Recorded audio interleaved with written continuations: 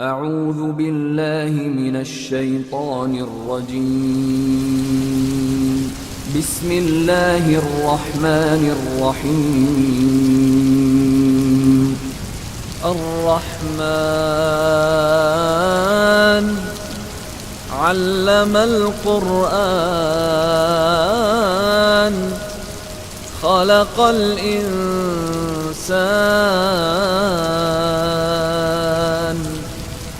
علمه البيان. الشمس والقمر بحسبان والنجم والشجر يسجدان والسماء رفعها ووضع الميزان ألا تطغوا في الميزان وأقيموا الوزن بالقسط ولا تخسروا الميزان. والأرض وضعها للأنام فيها فاكهة والنخل ذات الأكمام والحب ذو العصف والريحان. فبأي آلاء ربكما تكذبان.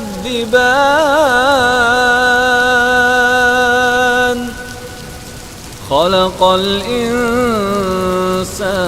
من صلصال كالفخار وخلق الجان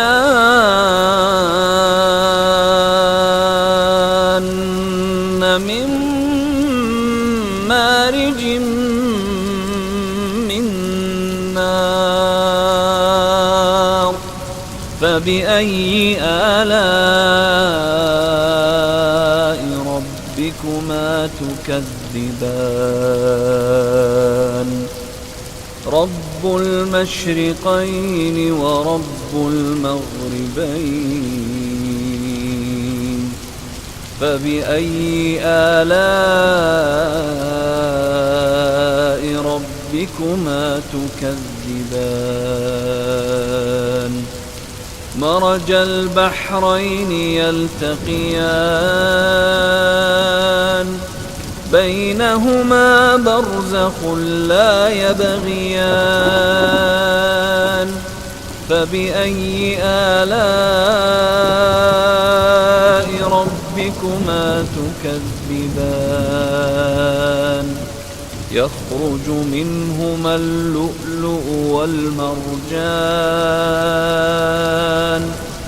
فبأي آلاء ربكما تكذبان. وله الجوار المنشآت في البحر كالأعلام. فبأي آلاء ربكما تكذبان. كل من عليها فان ويبقى وجه ربك ذو الجلال والإكرام. فبأي آلاء ربكما تكذبان.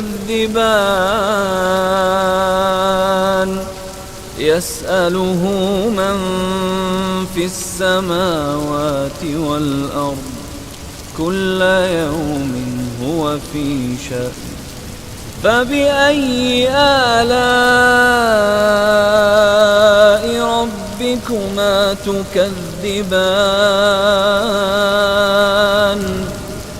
سنفرغ لكم أيها الثقلان. فبأي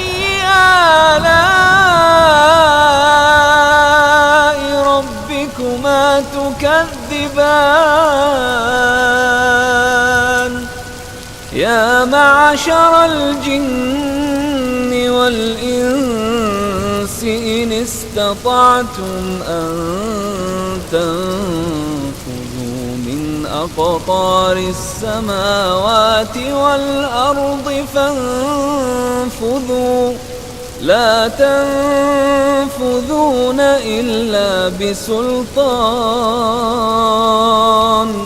فبأي آلاء ربكما تكذبان يرسل عليكما شواظ من نار ونحاس فلا تنتصران فبأي آلاء ربكما تكذبان فإذا انشقت السماء فكانت وردة كالدهان فبأي آلاء ربكما تكذبان فيومئذ لا يسأل عن ذنبه إنس ولا جان فبأي آلاء ربكما تكذبان يعرف المجرمون بسيماهم فيؤخذ بالنواصي والأقدام فبأي آلاء ربكما تكذبان هذه جهنم التي يكذب بها المجرمون يطوفون بينها وبين حميم آن فبأي آلاء ربكما تكذبان ولمن خاف مقام ربه جنتان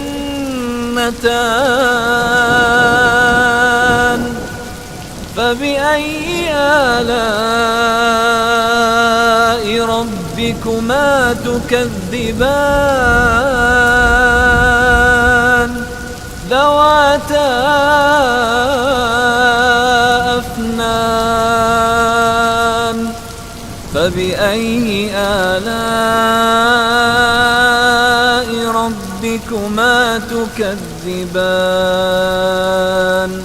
فيهما عينان تجريان فبأي آلاء ربكما تكذبان فيهما من كل فاكهة زوجان فبأي آلاء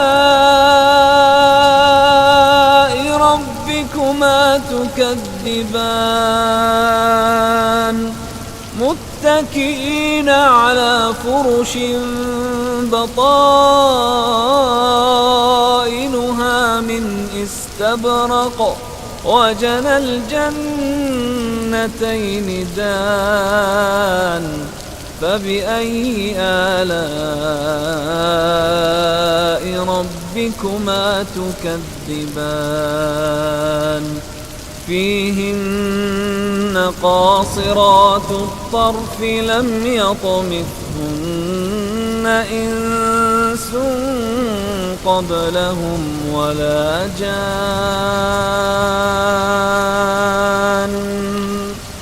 فبأي آلاء ربكما تكذبان كأنهن الياقوت والمرجان فبأي آلاء ربكما تكذبان هل جزاء الإحسان إلا الإحسان فبأي آلاء ربكما تكذبان ومن دونهما جنتان فبأي آلاء ربكما تكذبان مدهامتان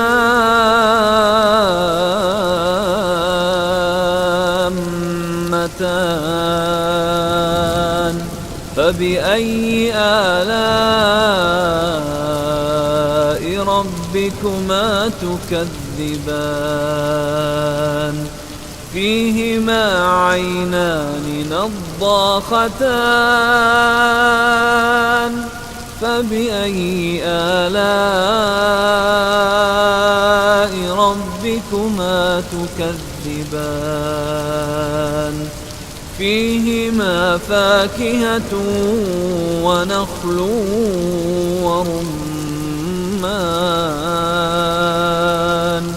فبأي آلاء ربكما تكذبان فيهن خيرات حسان فبأي آلاء ربكما تكذبان حور مقصورات في الخيام فبأي آلاء ربكما تكذبان لم يطمثهن إنس قبلهم ولا جان